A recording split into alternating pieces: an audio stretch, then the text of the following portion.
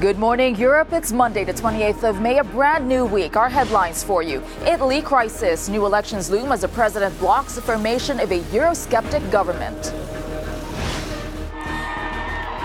Making history. Ireland votes to abolish its abortion ban and will cross to Dublin to talk more about what this means. And over in the Cube, our social media news desk. The North is next. That's what campaigners say. We're looking at those demands for Northern Ireland to now change its abortion laws. From on to off to on yet again, the whiplash diplomacy of U.S. and North Korea relations. And dramatic rescue, the man being called a real-life Spider-Man in France after he scaled a building to save a child. Thank you for starting your Monday morning with us. Now, our top story, a stunning political twist in Italy's drama. The man chosen to lead the next government has stepped down, and there are calls for the president to be impeached. Now, Giuseppe Conte, he threw in the towel just 4 days after he was approved as prime minister, quitting after President Mattarella rejected this man, Paolo Savona, as economy minister. Savona, known as a Eurosceptic, had threatened to pull Italy from the euro. Now, this all raises the specter of a constitutional crisis and fresh elections. Our correspondent, Claudio Levanga, is following it all for us in Rome. Claudio, where do we stand now then, and what happens next?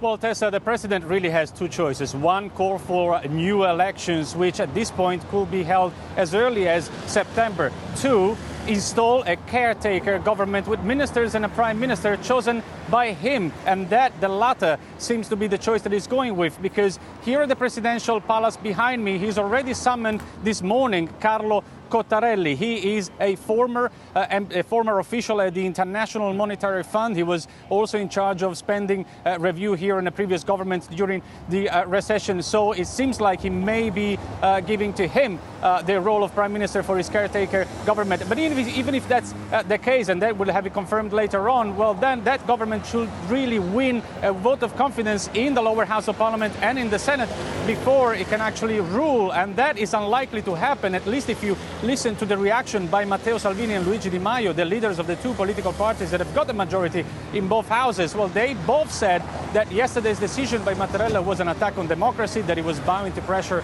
from abroad. Salvini went on to say that Italy is not a colony, that it's not a slave to Germany or France, whatever that means. And Salvini and Di Maio went one step further by even calling for an impeachment of the president, something that has never happened in the history of the Republic. Now, you can do that if the president is found guilty of high treason and an attack to the constitutions, neither of which seem to have happened yesterday. Now, they are both leading the charge of a campaign of hatred, essentially, against the president of the Republic, with some people that is spreading like wildfire on social media, with some people even posting death threats against the president. Tessa.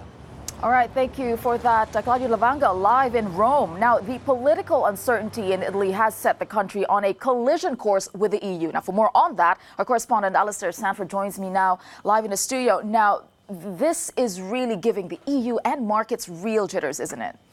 Absolutely, Tessa. I mean, but for now, I have to say that the markets are reassured. The euro has bounced back from a 6-month low overnight here in Europe, and on Asian markets, the euro has risen against the dollar. Analysts say there is relief for now that the prospect of a Eurosceptic populist government in Europe has receded. The issue, however, is set to dominate the markets this week. And in the medium and longer term, the prospect of a constitutional crisis now in Italy means the outlook on the markets is extremely shaky. The polls suggest that the populists look set to benefit from this chaos. And the choice of Carlo Cottarelli, formerly IMF, to lead the government suggested that's a calming factor for the markets for now. But for heaven's sake, he's known as Mr. Scissors. This is a godsend to the populists, and it's a real kind of head-on collision between economic orthodoxy and politics, anti-democratic, the populists would say. So it looks like we would be in for a period of market turbulence. Moody's have said that they may downgrade the country's financial sovereign debt. There are still heavy risks linked to the Italian situation. Throw into that the wider situation in the Eurozone, with Spain looking fragile too, and things look decidedly shaky at the moment. Indeed it does. Thank you for that, Alistair Sanford. Now, they are calling him the real-life Spider-Man. Now, he has risked his life to save a 4-year-old child in France, and he will be meeting President Emmanuel Macron. For more on that, let's cross over to Alex in the Cube. Alex. Absolutely, Tessa. It is like something straight out of the pages of a comic book novel. A man scales a building and saves a child. Just check out this video.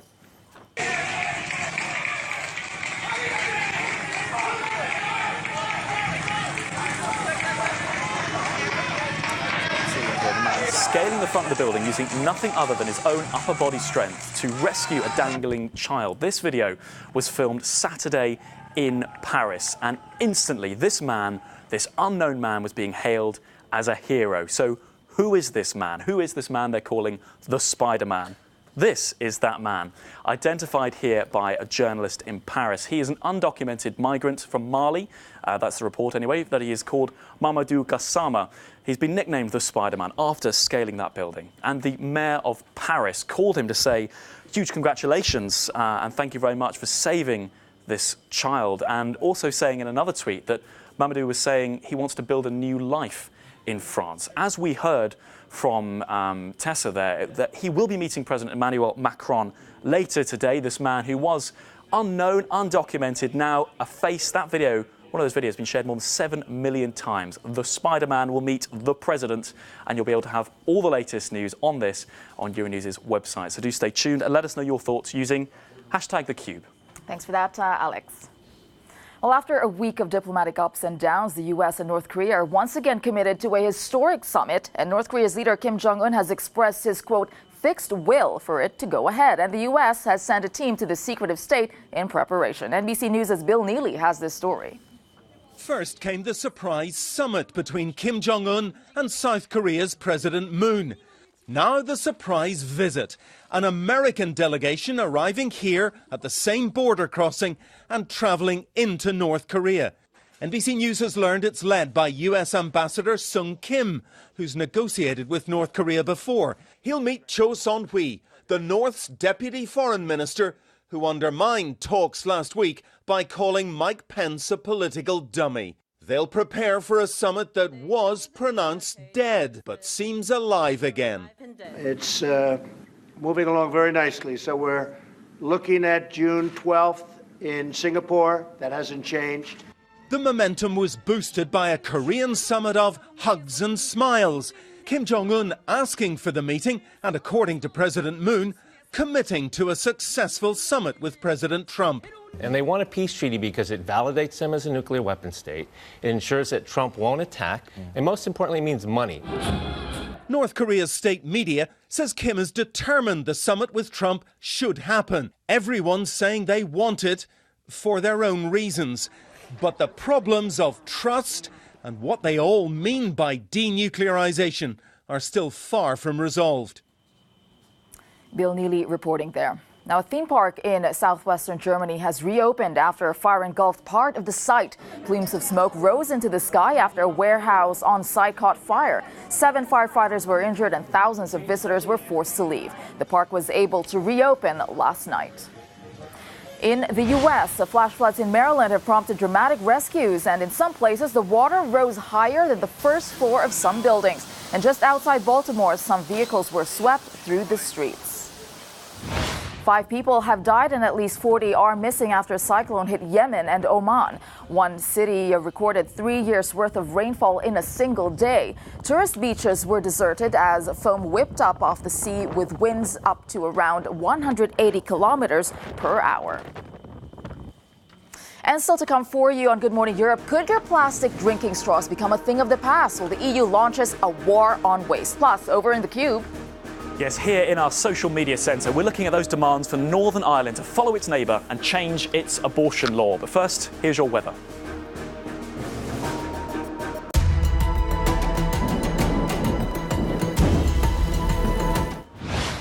You're watching Good Morning Europe. Our top story, Italy's been plunged into political turmoil with the explosive collapse of efforts to form a coalition government.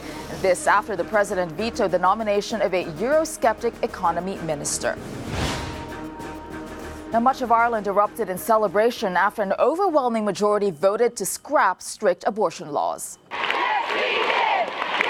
Change is afoot in the once deeply socially conservative Catholic nation. 2 out of 3 voters backed change, with clear majorities in every country except one. Well, the focus is now turning to Northern Ireland, where abortion laws are much more restrictive than the rest of the United Kingdom.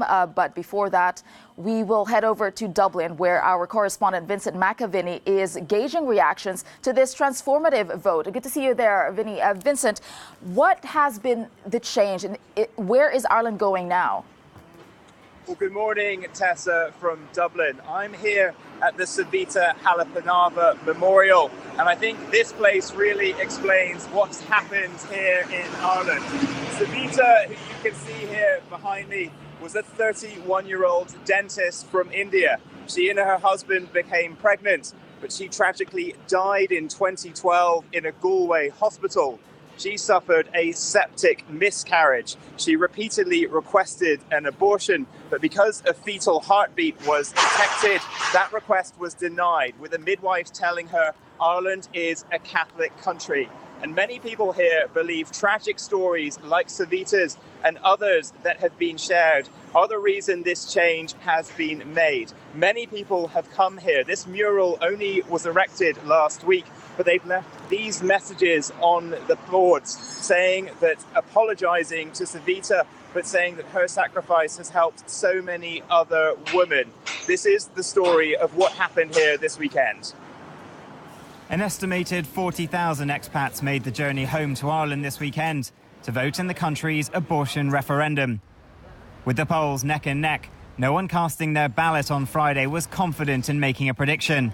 But that night, the exit poll shocked everyone, predicting 69% voted to repeal the ban. In the morning, as the votes began to be counted across the country, the opposition campaign conceded defeat early. Alva Smith, the co-director of the repeal campaign, said it was a victory for all Irish women. We really did ourselves proud today because people stood up, voted yes, and by voting yes they were saying women's lives really truly matter, absolutely equally. Irish Health Minister Simon Harris promised to get to work introducing a new abortion law as soon as possible.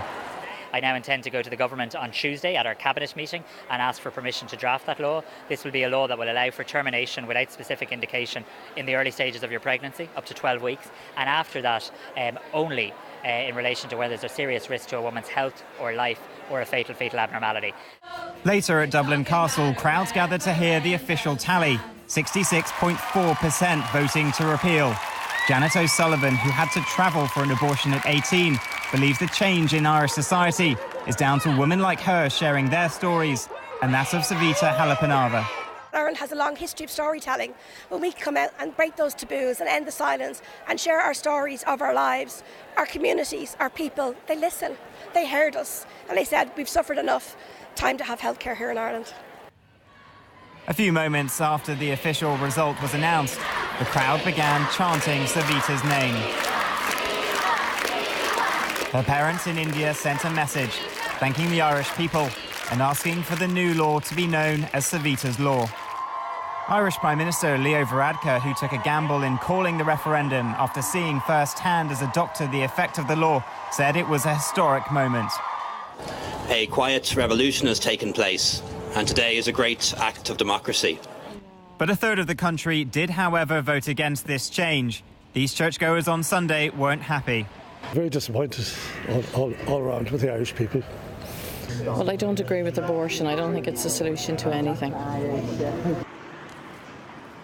Well, those people may have been unhappy, but Simon Harris, the health minister, told me yesterday he plans for this new law, which may be called Savita's Law, to be brought in by December. All right, thank you for that, Vincent McAviney, live for us in Dublin. Thank you. Well, the focus is now turning to Northern Ireland, where the abortion laws are much more restrictive than the rest of the United Kingdom. And Alex has been monitoring the social reactions to this. Absolutely, Tessa. This is an issue that has lit up. If people thought the referendum in the Republic was going to settle this question for the island of Ireland, they were wrong. Attention is now turning north and happened almost as soon as that official result was out. Look at this sign here. See if we can push in on this. The North is next. It's being held aloft here by two prominent politicians. One of these ladies here, prominent figure in Sinn Féin in Northern Ireland. There is a sense now this political argument is being carried north, particularly with Michelle O'Neill there holding that sign.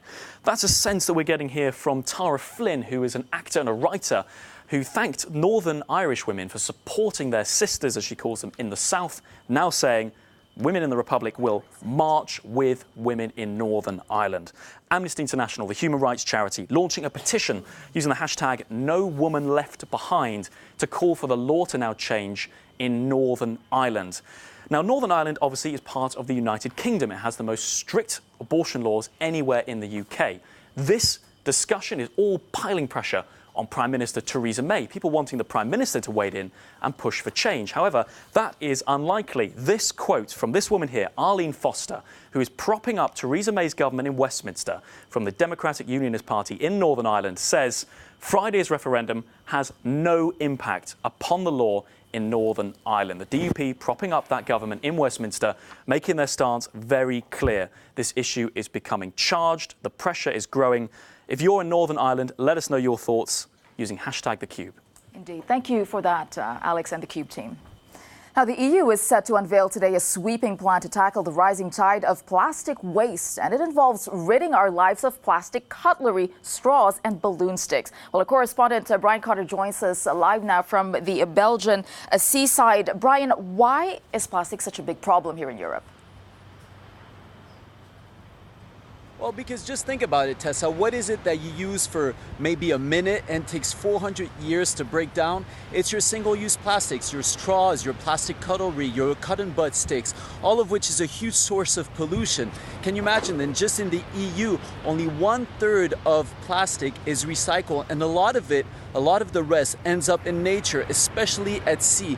Every year in the EU, 100,000 tons of plastic end up at sea. And just to give you an image and an idea, if we're to put this in an image, every second, 5 of these plastic bags, trash bags full of plastic end up at sea. That means that in our 2-minute conversation, 600 bags full of plastic trash, will have ended up at sea. And 85% of that trash, of that plastic waste, is single-use plastics. Tessa? Indeed. So those numbers are indeed staggering. So what is the EU doing about this?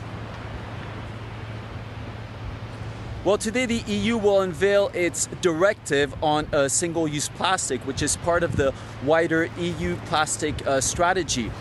And to show you a graphic of the main points of this directive, one of the points of the directive will ban plastic straws, cutlery, cut and buds, and balloon sticks. Another will require producers to change the design of plastic bottles to tether the caps to them. And finally, it will change the labeling to better inform consumers of recycling options and of the impact littering has on the environment. So you see, the EU is trying to tackle this as a whole. But as I said, this is the directive. That means it will leave a lot of room, a lot of space to member states to determine how exactly they want to achieve what is said in the directive, which is significant reduction in single-use plastics. All right, thanks for that, Brian Carter. And still to come for you on Good Morning Europe. The wolf-like creature shot in the U.S. that is baffling scientists and causing mass speculation online.